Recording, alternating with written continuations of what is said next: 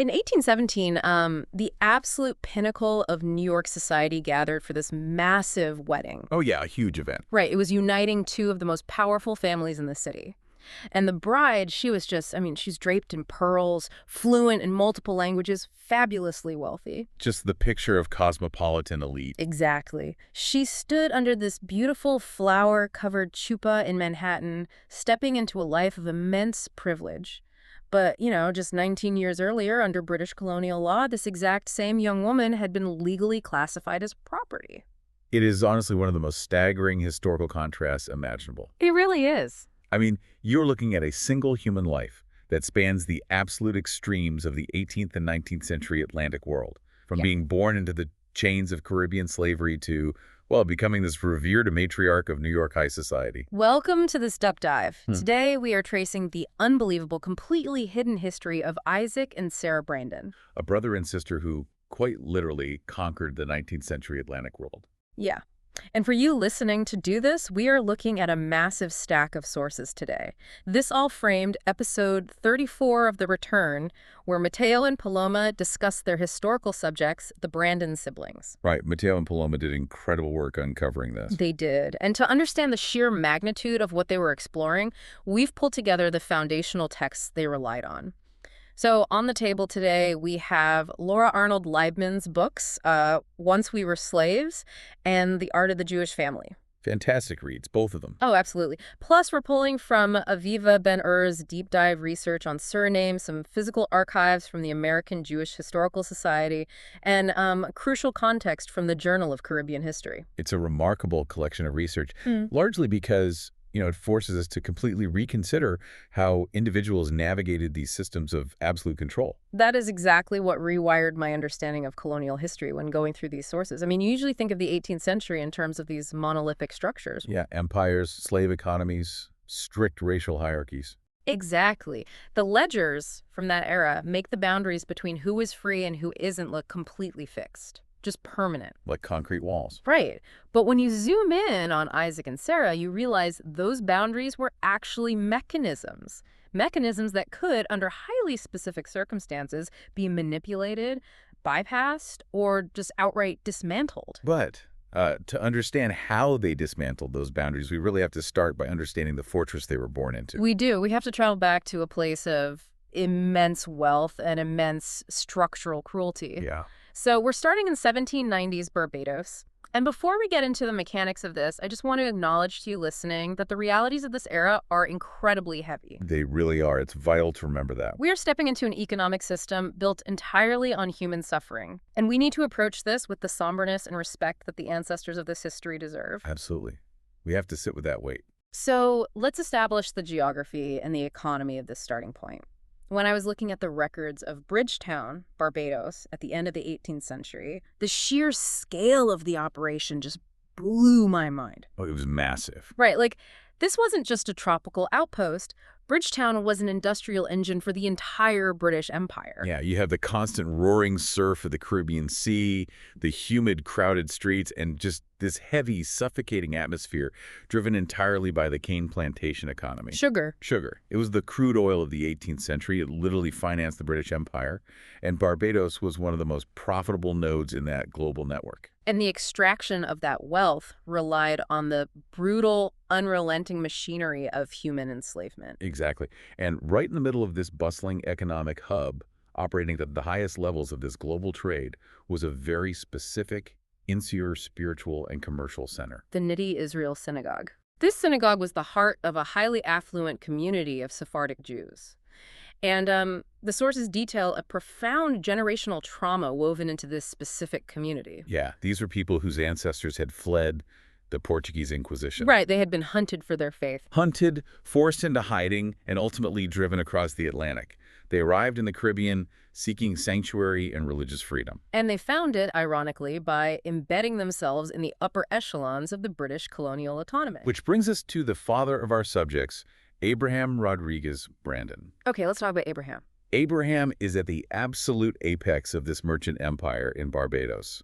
He possesses vast fortune. He's a prominent landowner, a merchant with global ties, and crucially, He's the acting president of the Nidhi Israel Synagogue. So by every metric of colonial capitalism, he is a man of supreme power and influence. Unquestionably. And yet, his power hits this massive, insurmountable legal wall when we look at his family structure. Yeah, the legal wall of the empire. Because Abraham's partner is Esther Gill, who is an enslaved Afro-Barbadian woman. Right. In 1792, they have a son, Isaac. Then in 1798, they have a daughter, Sarah. And because of the legal architecture of the British Empire, the staggering wealth of their father meant absolutely nothing the second they took their first breath. Nothing at all. Yeah. Because the British colonial system operated on a specific legal doctrine derived from Roman law. It's known as partus sequitur ventre. Which means? It dictated that a child inherited the legal status of their mother. It was a mechanism specifically designed to perpetuate the slave workforce, completely regardless of European paternity. Right. Because Esther Gill was enslaved, Isaac and Sarah were legally classified as property at birth. I found this deeply fascinating from a sociological perspective because it really highlights the absolute limits of financial capital. Because Like, Abraham is arguably the most powerful merchant on the island. He has staggering wealth, and he eventually uses that wealth to navigate the bureaucratic hurdles to purchase his children's physical freedom. yeah, he secures their manumission. So they are no longer legally enslaved in the eyes of the state. But physical liberty did not equate to spiritual or social liberation. Not even close. I mean, Isaac and Sarah were free in body. They couldn't be bought or sold anymore. But in Barbados, the broader British colonial society legally denied civil rights to free people of color. They couldn't vote, right? They couldn't vote. They couldn't hold office. Their testimony was severely restricted in court. And the synagogue itself, like the institution where their father was literally the president, completely blocked them as well. Yes.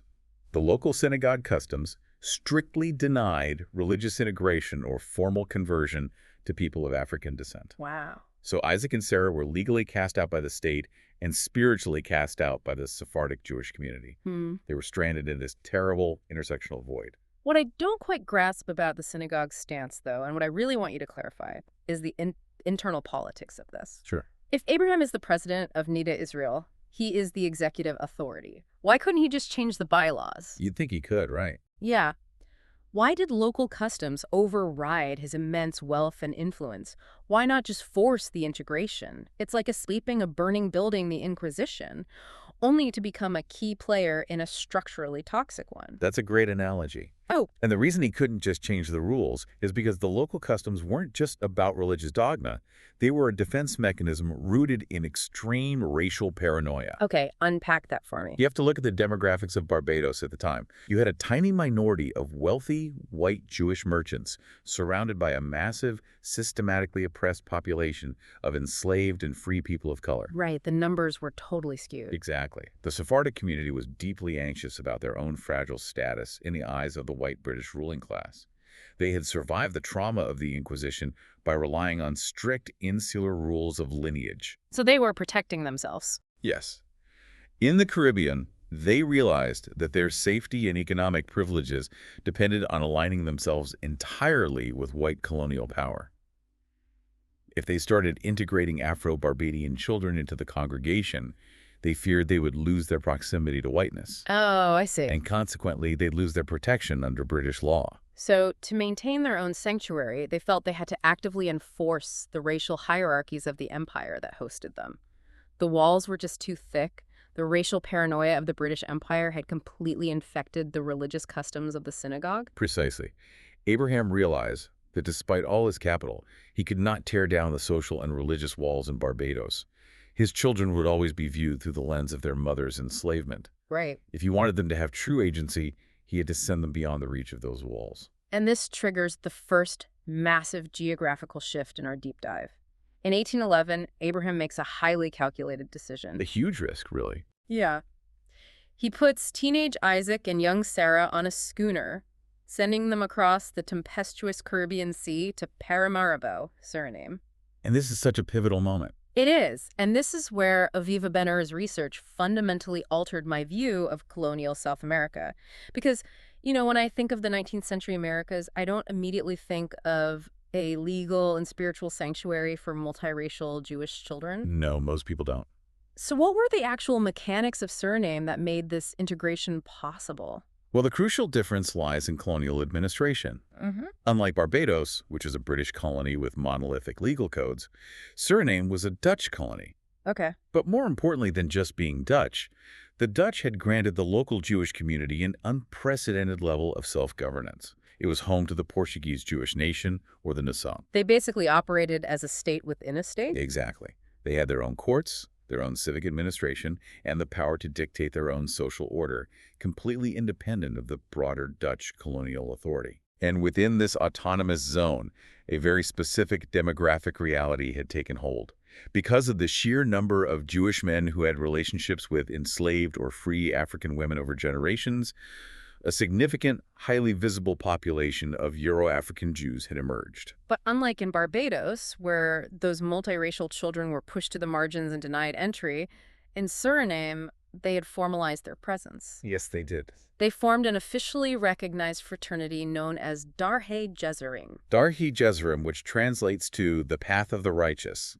This was a formal brotherhood specifically for Jews of African descent. That's incredible. Ben-Ur's research on Jewish autonomy points out that Suriname was essentially the only place in the Americas where this level of formal structural integration could happen. Yeah. They had their own leaders, their own distinct social standing, and they were legally recognized by the broader Jewish community. So Abraham isn't just sending them away in hopes of a vaguely better life. No, not at all. He is exploiting a very specific jurisdictional difference.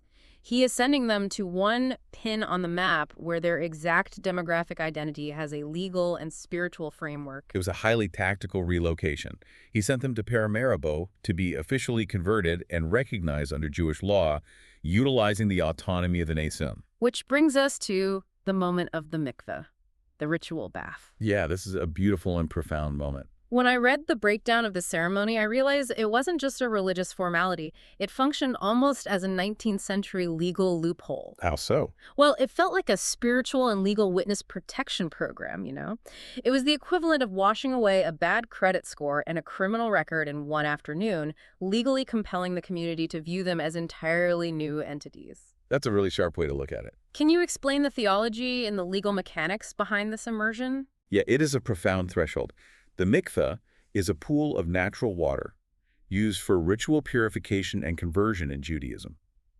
To officially convert, to be recognized as a full, undisputed member of the faith, you must immerse completely in these waters. Right. Think about the legal and social stain Isaac and Sarah carried in Barbados. In the eyes of the British Empire, they were indelibly marked by the chains of their birth. They descended into the water of the mikveh carrying the societal stigma of bondage. Yeah, the stain of slavery. But under strict halakhic law, Jewish law, a convert who emerges from the mikveh is considered a newborn child. Their past status is completely nullified. Spiritually and legally washed away. The moment 13-year-old Sarah completely submerged and emerged from that water, her identity was forged anew. Oh, wow. She was no longer defined by her mother's enslaved status. She emerged and formally took the Hebrew name Sarah Esther Lopez. By taking the names of biblical matriarchs, she was grounding herself in a thousands of years old lineage that superseded colonial British law. They essentially hacked the colonial system.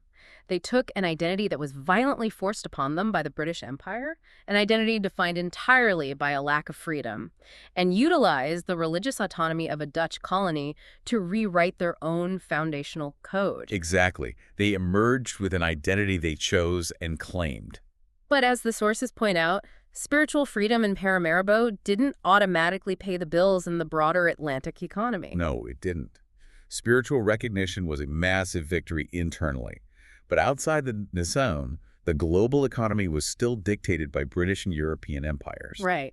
To truly conquer the colonial world, to actually trade and operate at the highest levels, they needed more than just a recognized religious identity. They needed social and economic armor. They needed capital and credit. And in the 19th century, credit was based entirely on class perception and social standing. If they were going to participate in this economy, they had to completely re-engineer how the European world saw them. Which required another ocean cross. Right. Between 1812 and 1815, Abraham sends his children across the Atlantic to the fog-shrouded cobblestone streets of Georgian London. London was the beating heart of the empire, the financial capital of the world. And if Isaac and Sarah were going to build unassailable social armor, they needed an elite European education. Exactly.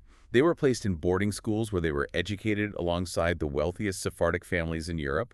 They were mastering the languages, the customs, the etiquette, and the business acumen required to navigate the highest echelons of society. And it is during this London period that we get the physical artifacts that Laura Arnold Leibman analyzes so brilliantly in The Art of the Jewish Family. Oh, the ivory miniatures. Yes, the ivory miniatures. Now, you might picture a massive oil painting hanging in a grand manner when we say portrait, but these miniatures were entirely different, both in scale and function. What exactly are we looking at here? Well, ivory miniatures are tiny, exquisitely detailed portraits, often no larger than 2 by 3 inches. Wow, that's small. Yeah, very small.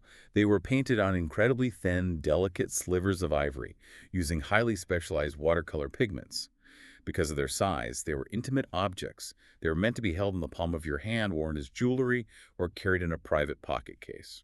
The sources describe the specific aesthetics of these portraits in vivid detail. Like, Sarah is painted wearing this luxurious, fashionable, empire waist dress draped in pearls. And Isaac is depicted in a sharp, perfectly tailored gentleman's suit, looking every bit the sophisticated European merchant. But Leibman argues these aren't just pretty pictures, right? They are highly sophisticated pieces of visual rhetoric. They are material evidence of absolute composure, elegance, and undeniable nobility. See, I have to play devil's advocate here, because when I first read about a formerly enslaved teenager commissioning a fancy portrait of herself in pearls, a part of me wondered, is this just a vanity project? Right, a way to fake it till you make it. Exactly. Is it just faking it in high society? How do these tiny paintings actually function as social armor in the real world for multiracial individuals in the 19th century? It is entirely functional. You have to understand the mechanics of trust and credit in 1815 London. There was no photography. Right. There were no digital background checks.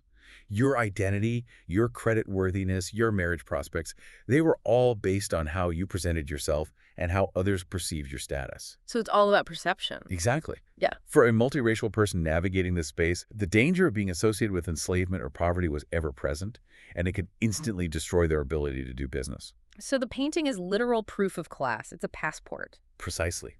These portraits serve as a deliberate, engineered counter-narrative to their origins. Think about the material itself. The ivory. Right. Ivory was a highly expensive material of global trade, sourced through complex, often brutal trade routes.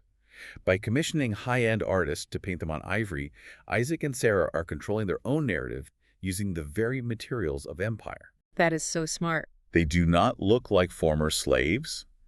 They project the unquestionable image of the European elite. If someone questioned Sarah's background or Isaac's creditworthiness, they didn't have to argue. They produced the miniature. Wow. The dress, the pearls, the tailored suit, the sheer expense of the object communicated instantly. I belong to the highest tier of the global economy. I am a safe investment. It is brilliant. They were minting their own social currency to bypass the racial profiling of the 19th century credit economy. Exactly. Armed with this elite London education, unshakable pride, a solidified Sephardic identity from Suriname, and literal visual proof of their status in their pockets, the siblings are finally ready to stop running from colonial laws and start dismantling them. Which brings us to the 1820s and Isaac's return to Barbados. This is the part of the deep dive that really forces you to reevaluate the concept of activism. It really does. Isaac is an educated, wealthy gentleman. He could have stayed in London. He could have lived a comfortable, quiet life managing trade from a distance. But instead, he packs up and goes straight back to the Crucible. He returns to the exact island that legally enslaved his mother and enslaved him at birth. When we look at the context provided by the Journal of Caribbean History, what was the political climate he was walking back into? Barbados in the 1820s was an absolute powder keg. The white planter class was terrified. Because of the abolitionist movements. Yes, mounting pressure from abolitionists in London, and they were paralyzed by the fear of uprisings from the enslaved majority on the island. In response, they were holding on to their discriminatory laws and racial hierarchies with a white-knuckle grip. So Isaac steps right back into the most intense, violently enforced racial hierarchy in the empire. He does. But he doesn't return as a victim. He returns as an adversary. He refuses to sit quietly in luxury, while the laws that once bound him were still actively crushing others. He uses his newly acquired wealth, his elite education, and his status to aggressively lobby the British government and the local assembly. And the sources highlight the dual nature of his advocacy. He fought a two-front war. Yes, he did. He lobbied for full civil rights for Jewish citizens who, despite their wealth, were still facing political and social restrictions in Barbados. And simultaneously, he fought for the civil rights of free men of color. It was a deeply dangerous and strategic move. He bridged the gap between his Jewish heritage and his Afro-Barbadian roots by fighting for both communities at the same time. He was demanding that the colonial government recognize the humanity and the legal rights of both communities. He was looking at the white ruling class and demanding equality for both halves of his own identity. I am struggling a bit with how to categorize Isaac here, though, and I want to push back on the idea of him as a pure, unblemished activist. Okay, let's unpack that. He goes back to Barbados to fight for civil rights, yes. He is demanding the enfranchisement of free people of color and Jewish citizens. But he is still operating as a wealthy merchant within an economy that is fundamentally built on slave labor. That's very true. Does the historical research address that moral compromise? Are we overly romanticizing him by calling him an activist when he is still profiting from the broader colonial machine? That is a crucial historical tension, and the research certainly acknowledges that complexity. Isaac was not an abolitionist seeking to burn the entire plantation economy to the ground. Right, he wasn't trying to tear down the whole system. No, he was a civil rights advocate fighting for enfranchisement within the existing system. We cannot project 21st century purist activism onto a 19th century merchant. That makes sense. He operated within the brutal realities of his time. His wealth was inextricably linked to the Atlantic trade networks, which were heavily reliant on enslaved labor. However, his specific political battle forcing the colonial government to legally dismantle the barriers preventing free people of color and Jewish citizens from voting and holding office was a radical systemic threat to the white planter class.